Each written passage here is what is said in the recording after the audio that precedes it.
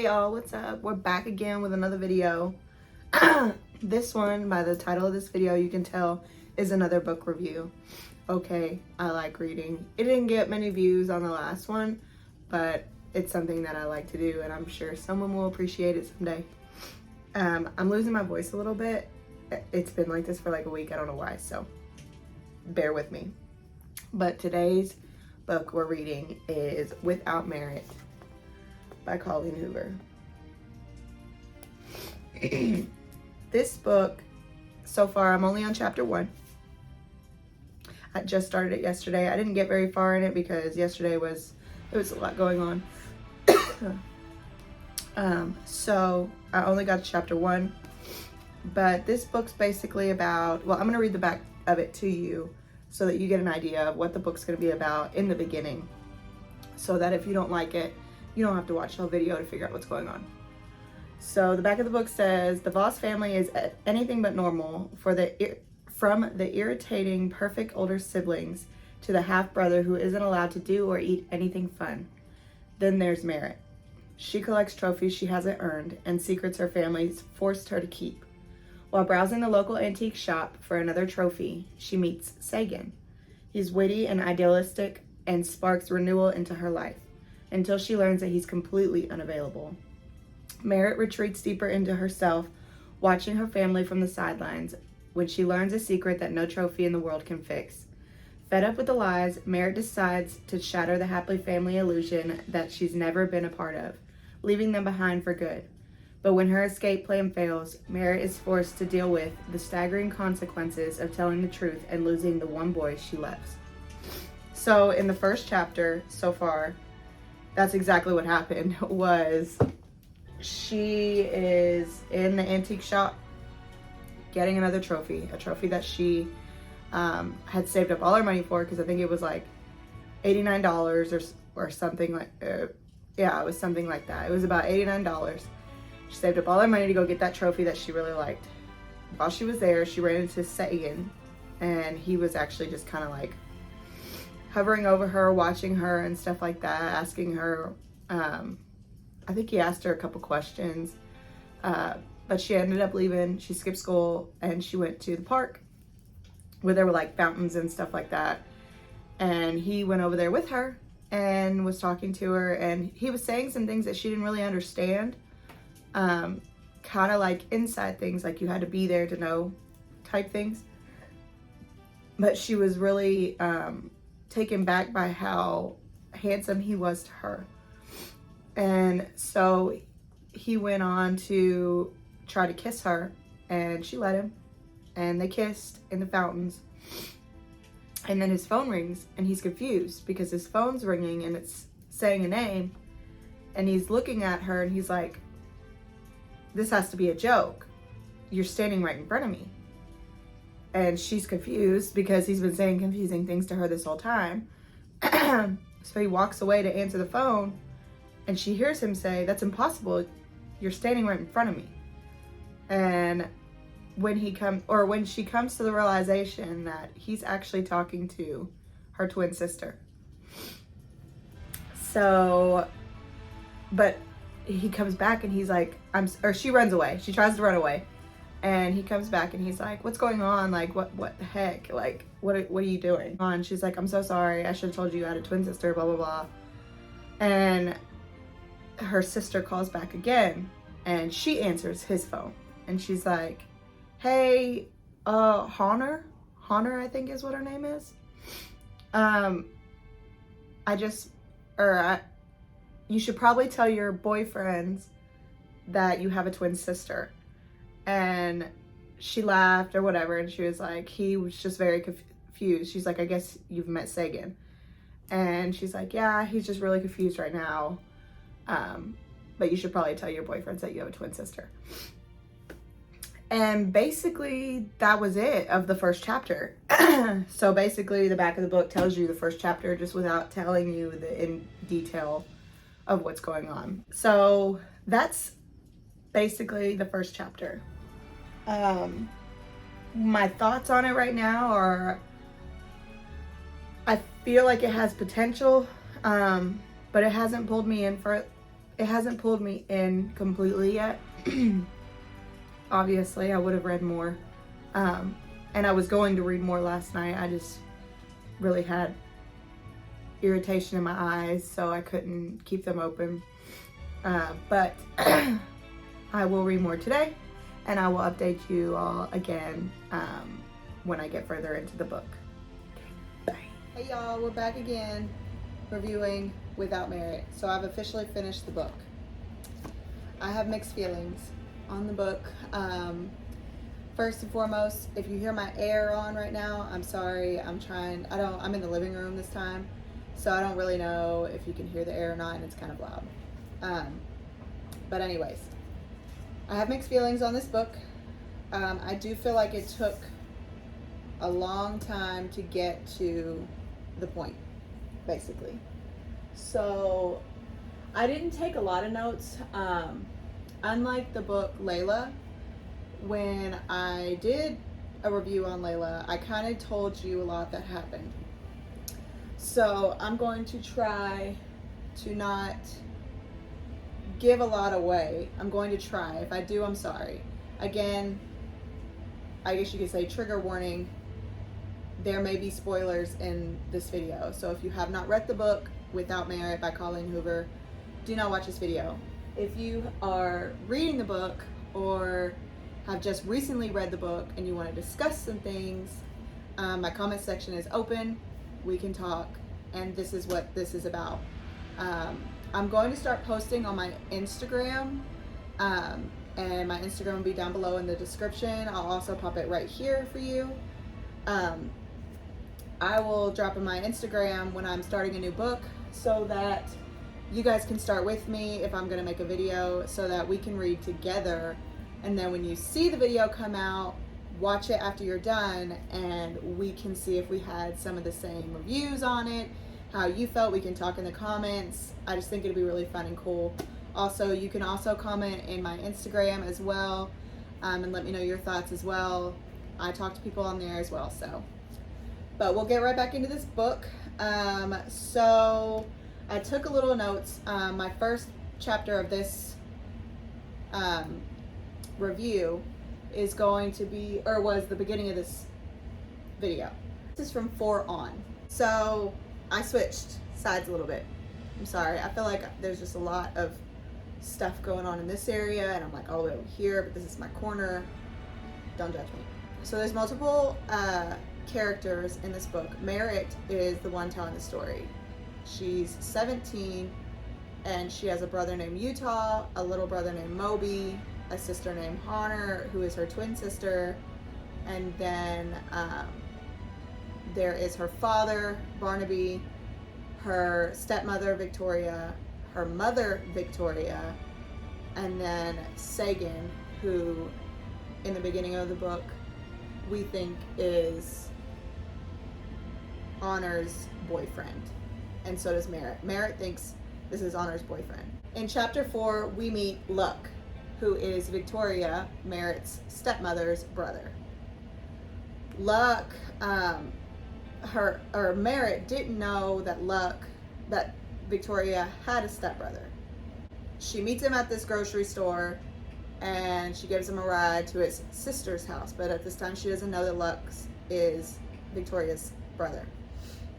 So they're talking in the car, and she says, basically, she's telling him about how she's in love with Sagan, but doesn't say Sagan's name. She just keeps saying, I'm in love with my sister's boyfriend. Luck is kind of like, Merit, that's kind of fucked up. Like, why would you do that? Blah, blah, blah, or whatever. And then she realizes when she sees a picture of the house that his sister is staying in, that Luck is actually Victoria's brother, which is technically her half-brother. So now she has to worry about him keeping that secret, and he's technically her step-uncle. Backstory on Sagan. Sagan is kind of an artist. He has like tattoos and stuff, and he continues to draw these pictures and leaving them around the house for Merit. And these pictures, they're not straightforward pictures. They're like pictures you have to think about the meaning of, or think about where they're coming from, or what they are trying to say, like what their meaning is. So Sagan keeps finding these pictures and she doesn't understand them. And sometimes he will put a meaning on the back, but it will be like a quizzed meaning, or like a meaning you have to think about in depth and what it would mean to you. Like, it's kind of like that. Merritt's mother lives in the basement. Merritt's actual mother lives in the basement, and everybody else lives upstairs. The way they talk throughout the book is that her mother has cancer, and they're basically taking care of her. Merritt is very angry with her mother because she feels like her mother wasted all these years and didn't try to help raise them and didn't help them and all this, but they still take care of her mother downstairs. She has social anxiety, Merritt's mother. So that's why she doesn't come out. She doesn't have friends. She doesn't go out in public. She doesn't come upstairs. There is another thing I believe I talked about in the beginning of this video about how Merritt gets trophies. She goes and buys trophies that she didn't earn. So I thought in this book that it would have more meaning, and maybe it does, but to me at this point, not after I read the book, but at this point when I'm writing notes, it is more of, I'm thinking that every time she gets stressed or embarrassed or she feels like there's a void in her life, she goes and buys these trophies because it makes her feel better. It makes her feel like she did something because she doesn't do anything crazy in life. She doesn't have sports. She's not active in any academics. Like, she just doesn't do much. So she doesn't earn awards. So to her, that makes her feel better. So I think at this point, that's where I'm at. I'm like, she's going to buy these trophies because it makes her feel better. Because she has such a void in her life. She feels disconnected from her family. Here are my notes I wrote. This book takes very long to get going. It's becoming a struggle to read, and there are so many things and perspectives to take into consideration. I find myself bouncing from one character to the next, trying to figure out their emotions and trying to figure out what their symbolization is in this book at this point. So in the book, she's very angry at her father because her father, in her mind, her father cheated on her dying mother of cancer with her cancer nurse and ended up getting pregnant, and that's where Moby comes in, her little brother who's only 4. So she's very angry at her father, her stepmother. She's angry at her mother for missing so much of her life and not getting on with her life and still consuming herself in the basement. She's angry at her sister because she's slightly jealous because her sister has Sagan. And she hates Utah because he has such a perfect life and he treats her sister Honor so much better than her and makes her feel like she's just nothing compared to this family. So she feels like she's just there, that nobody would care if Merritt was gone. It's just really hard to keep going in the beginning of the book, but keep going so that you understand. I wrote on here, from what I can tell so far, Merritt is in love with Sagan, and I think Sagan is also in love with Merritt, but I'm not sure what is going on with Sagan and Honor, but I don't think it's giving us a reason to believe they're actually together. I think there is more into it. So the book is from Merritt's perspective, so you're in Merritt's thoughts. Merritt is consumed at the fact that Sagan makes her feel so good and so happy, but she also doesn't want to be around him. She wants to hate him because she feels wrong for feeling that way because that's her sister's boyfriend. But she really doesn't understand that there's more to Sagan and Honor. But you don't find that out until the end of the book. So basically my thoughts on this book are, it's very good once you get there. But this book took a very long time to get to the point. But after you get, and the chapters are really long for like the chapters I feel like Colleen Hoover puts out. I've read quite a few of her books now, and This one's a little different. Like, yeah, it's still a romance and stuff like that, but I don't know about her other books, but from the books that I've read, a lot of her books have very sexual, intimate things happening in her books and throughout the book. Like, it's very detailed, it's very sexual. I mean, like, every chapter it has something sexual happening. This book is very different. This book, I feel like she was targeting the mental health and perspectives.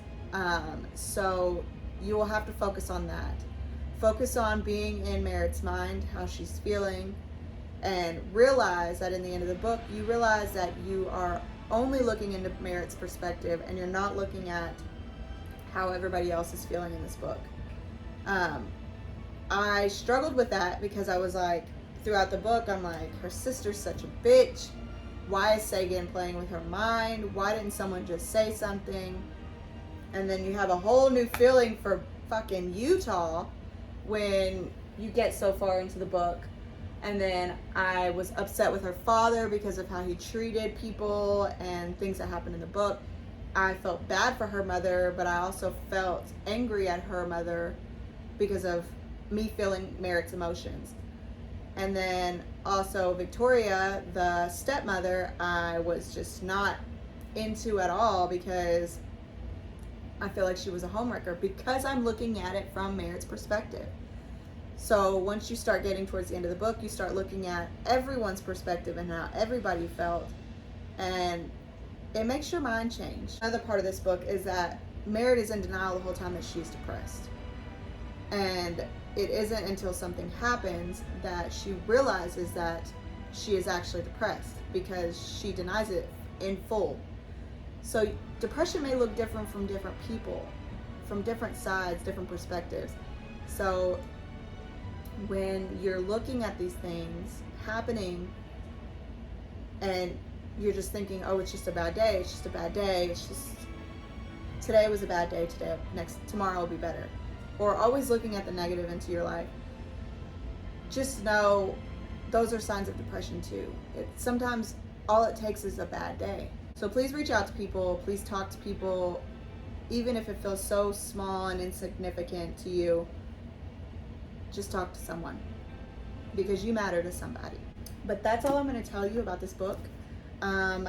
This book is going to get a 8.5, 9, only because it was different. It wasn't what I expected, which is good. I shouldn't expect certain things, but with a title like Without Merit, you don't really understand what's going to happen. So take your time with this book, read it. It does take a minute to take off, or it did for me. And once it gets going though, things start falling into place. Take a chance on the book, read the book. It is a very good book, but again, it's very different from her other books. So if you're looking for something that is kind of in the swing of how she usually writes, this is different. It's still a love story between Merritt and Sagan, but it goes about it differently than what her other books, how her other books are. So take a chance, read the book. This is Without Merit by Colleen Hoover. And yeah, thank you guys so much for watching the video. Make sure again to follow all my socials down below. Make sure you like this video, comment below if you've read this book, your input on this book, how you felt, how it made you feel. I love hearing from you guys. So again, comment down below, subscribe, and I'll see you guys on the next video. Again, be watching my Instagram for the next book I'm reading so you can read along. All right, bye guys.